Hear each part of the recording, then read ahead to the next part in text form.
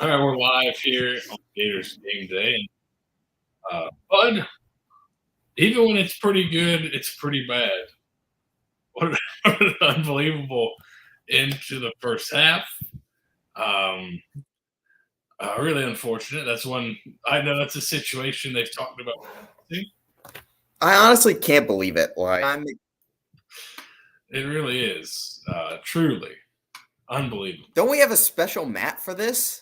We have like a special guy Matt that like some kindergarten stuff to make sure this doesn't happen. It's insane. This is a laughable, bad, drunken mess of a game. So have we It's seen? kind of fun. Have we seen the 12th but man Billy on is there? going to get fired. Like this. Oh, yeah. That's the No, I haven't seen it. Do you have it? No, I haven't seen it. I'm going to try to find it. But yeah, no, seriously. Casual Carolina fishing is correct. This is the first half you've mostly dominated, and you're only up 3 points. Insane. I had the fourth down play queued up because I thought that would be kind of the big one to talk about with a few minutes left in the half, and then we've had a few more other big ones. But the fourth down to lag the jet sweep, I thought it'd be worthwhile to talk about. Do you want to start there? Or do you want to start with some of the game on paper? Yeah, let's start at the jet sweep. That's the play of the game right now. Okay. That's the one I think. All right, I'm gonna So let you take it away. We're gonna have to go. I don't have Hurricane still got some of my recording faculties offline here, but we can go off the TV script here. Okay, so Florida is going to start in a kind of an overload look, an unbalanced look, 4 guys on one side, which is a tough look. They shift, and as soon as you shift, I'm thinking jet sweep. There's a few times where they're going to jet sweep, and then they're going to pull. I can't really draw it here, but they're going to pull the backside guard. I don't know if you can see my winner or not, but you're good. If you just look, you can tell who is pulling just the way he's.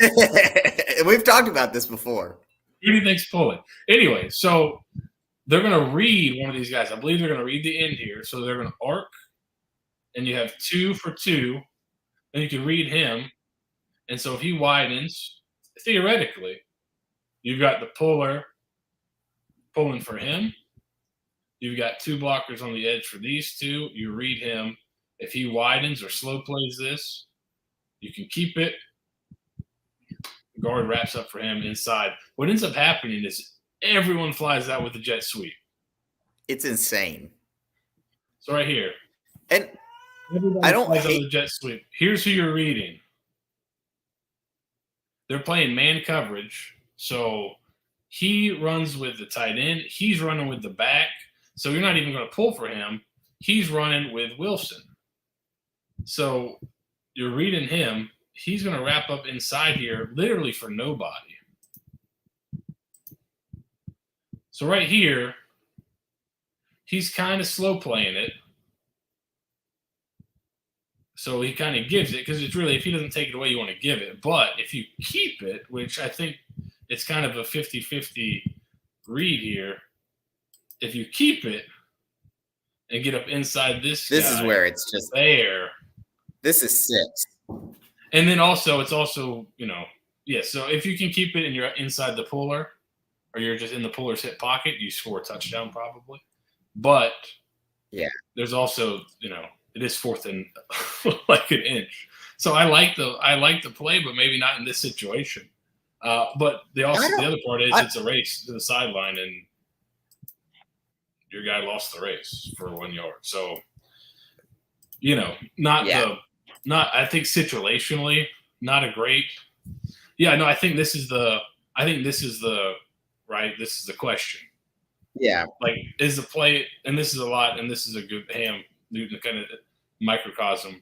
I think he may be talking about the last play. He may be talking about this play. I'm not sure because there's been multiple ones where it's like, is it terrible? The microcosm. Is the idea terrible? Yeah. No. Is the time to call it right? I don't think so, right? But the idea is you're reading the end. Yeah, and then you're handing it to Eugene Wilson, who, like, Okay, I think he can win a race for an inch. He did not. But here, if you pull it and you're inside that blocker, which I don't know, maybe this guy's too slow, pulling too slow. But if he kind of pulls that and is inside there, and there's your battering ram 230-pound quarterback, he may like moonwalk into the end zone if he wants to. So that was I honestly think I think Lagway should have kept this. And the question is, because this is something with young guys, they may have told him to give it. That sometimes they don't let him read it. The spot before the play wasn't. And we don't know. We don't know. But so it could have been. He could have been told. He could have been told to give it. But if you're just going to give it, you probably don't do all the window dressing. Maybe you do, but that's one he's kept before. I think against Mississippi State, he kept that one. Got a first down with it. So, and we saw AR run this same play. Like, this is a play we've seen in Napier's playbook. Like, this is not something that's totally wild. So it's a jet power read. I actually kind of like it on a fourth down play call. You know, we have two playmakers on offense right now that I really like. That's Lagway and Wilson. And this is a play call that says, hey, let's give you an option to put the ball in the hands of our best playmakers in a high leverage situation and let them get 1 yard. And ultimately, I think Lagway probably made the wrong call if he was actually making a read. But I don't hate the play call. I don't think that's a microcosm of the Napier era. I think the microcosm of you got to pay extra for the Napier carry on that big Bull Gator. So that the Napier era is happening. The Matt Dillon. Yeah, that's insane. That is absolutely. So let's go look. Insane with taking timeouts. Yeah. At bad times. And so here's the third down play before that you take a sack on, which like your senior quarterback can't take a sack down here. Really, if you have no timeouts, right? You ideally don't want to have to fire drill to get on. But here's what you get here. You're going to get you're going to get meshed by the tight end and Wilson. And you're going to have a dig, and this dig pops wide open. Maybe late, but right. Yeah, it's probably late. Your tackle gets beat pretty bad. They kind of want you to throw this right here. I think he's probably going to the dig if the tackle doesn't get beat so quickly. And you can see it better from the kind of behind view here. And then we can count some bodies here. That'll be fun. Counting, everyone's favorite thing to do. All right, so you can see it a little bit better here. Just lost on the edge. If he can step up, or there's the dig coming there. So they went corner, dig. If he can step up and throw the dig, but that pressure got there. So now let's count. Here's your center. 1, 2, 3, 4, 5, 6, 7, 8, 9, 10, 11, 12. Who didn't get off, I wonder? Brutal. How does that happen? I don't. You know what? Let's go look and see.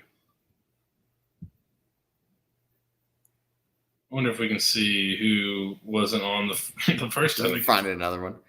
I mean, it's just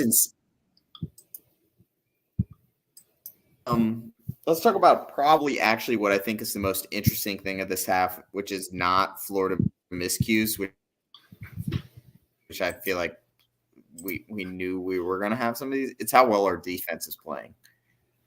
Yeah, they seem to have kind of, and this is a thing that they seem to have a kind of a bead on what Tennessee likes to do the last couple of years, and they're staying in a lot of too high. They're staying in a lot of light boxes, and you heard Billy say it seems like they feel like they can win a pass rushing matchup, and once they can get them in some third and longs, they have a pretty good deal. Let me see if I can find the interception, because this is something this offense does a ton of. The interception was a really good example, I think, of understanding what the opponent likes to do. And that from covering USF, I get to see this offense a ton. So they love to – part of their choice route is running a dig behind it. So Florida, I think you can see – I believe it was Denson with the pick, right? He does a really good job of understanding what route concept is probably coming. Yeah, I believe this is it here. So they love to they'll switch release, and then this guy will have the option a lot of times to, depending on what the coverage is, he can go vertical up the seam, he can run a post, he can run a dig, depending on where the leverage is. And so a really good job. I think he kind of drops back into the zone and sees the quarterback and kind of understands, okay, what's probably coming in here. It looks like he kind of peeks it for a second and knows, okay, dig's probably coming behind me, so he gets in the throw lane. I thought Castell almost had one earlier. He tried to make the hit, and so you see him kind of. Oh, this is not the one. So let's go. Let's see. Is this in here? This is an unfortunate part of not having the recording equipment. Here it is. You can see him jump underneath it as and you'll get a better view of it from. They do a really good job showing the all 22 here. So he's going to drop into his zone here. And look at the light box. Now, the part of this is down a distance, but they've shown some light boxes in this game. He starts to widen out, and then he understands, okay, what's coming back in to dig probably. And Nico, that's one thing early in the year when they're playing like Toledo and they're playing some of these bad teams, and Nico's, oh, look at the throw in this tight window.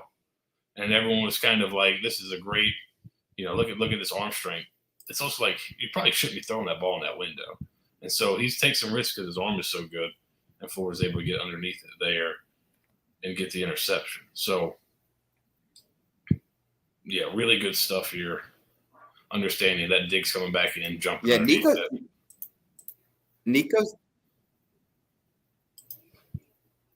Nico's had a tough game. He's not throwing the ball well. I think probably some of the interesting wrinkles we're seeing UF play a lot of too high. We're seeing Pyburn kind of take the role that Princely played. Yeah, he started off there last year, which is kind of getting out to the flats and being that tweener player that really stresses this on the pick. He's done really well. I think JP Gator mentioned it, playing a lot of bracket coverage. There's a lot of 3 over 2. Overall, I've really liked. Yeah. And I think Florida's done a good job of matching up with a lot of the ways that this offense stresses you. And especially, matching up in the run game where it's kind of body on body. And that's somewhere that I don't think Florida necessarily on paper going into the game. I thought we had a huge advantage, and our guys have stepped up and looked really good, especially in the first half. I mean, that EPA per rush for Tennessee being 6th percentile, you got to love that. I mean, both of those EPA per rush are. Yeah. How much is Florida dragged down by the fourth? What I was going to say is both the EPA per rush numbers there, they're getting dragged down by the fumbles. Yeah. And Florida's, I'd assume, would get crushed because it's on the 1-inch line. Like that's just a hugely negative EPA play, I'd imagine. Exactly. Yep, exactly. I mean, that's basically wiping 7 off the board. Yeah. So, that was brutal. So, what was it? First down? It was first down with the Mertz sneak, right? I believe it was right after a long trail run. So here's what it looks like at halftime. What sticks out to you? Is the rushing the biggest thing? I mean, the success rate for Florida going into the last drive, I think it was in the 95th percentile. So it was a little bit over 50%. Still at 83rd percentile. What really kind of sticks out to you here? It's crazy seeing the success rate so high on both sides and the havoc rate so high on both sides.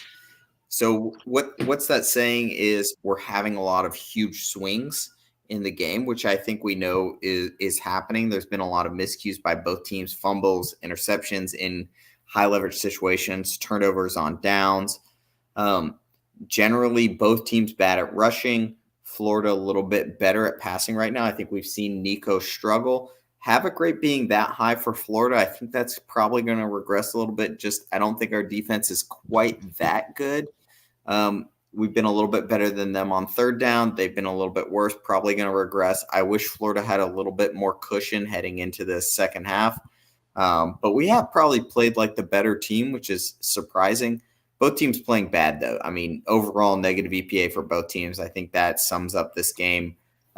A game where it looked like probably the Florida passing offense and Tennessee rushing offense were going to be the two stories of the game. Instead, we're getting a low-scoring defensive matchup where both teams look pretty bad on offense.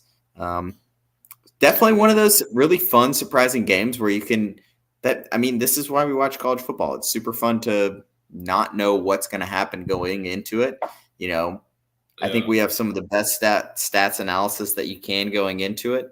And even us, we can't predict the future. That's why we watch.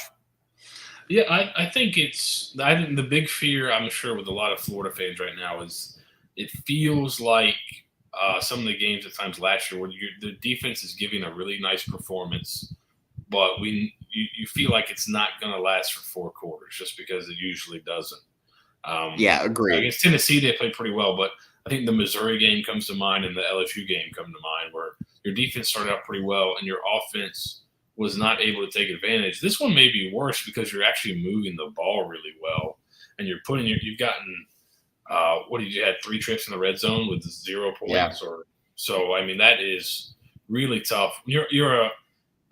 A week ago you were a 20-point underdog before, last Friday you were a 20-point underdog. You're a 2 touchdown underdog. You should probably, as I think our first comment here, you should probably be up, 21, 24. At least 17. You should be up a good bit. If you pick Florida with the points, you should be feeling really, really good. But it certainly feels like, especially with the way the half ended, it's just, I think a lot of Florida fans are just waiting for the other shoe to drop. Yeah, this has been a tough one. It would not surprise me to see Florida lose this game. I think we've gotten some of the breaks.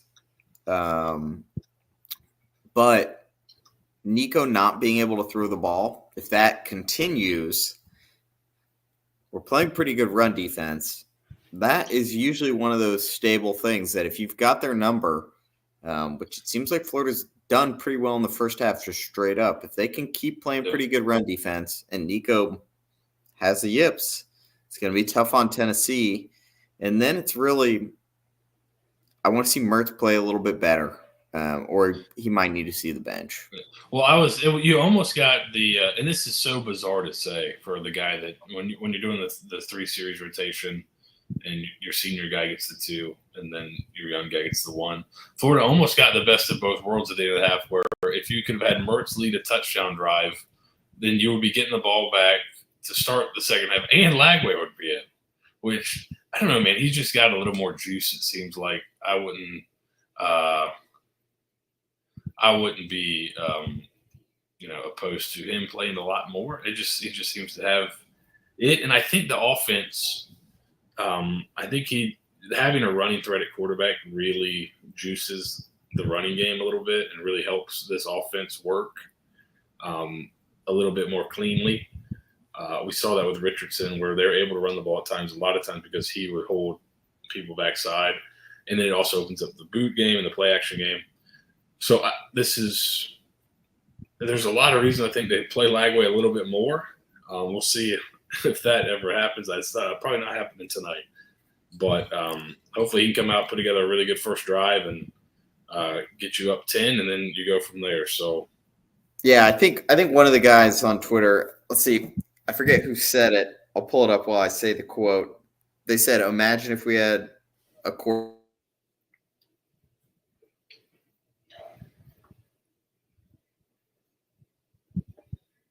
quarterback at BP Mary 95. That's a great point. Like, why are we not leveraging these guys by situation? Why is it every third drive that suddenly the magic dust falls and you change them out? Like, I think it's because I think if you were on Truth Serum and you wanted to play him more situationally, I think they want to play Lagway in all situations.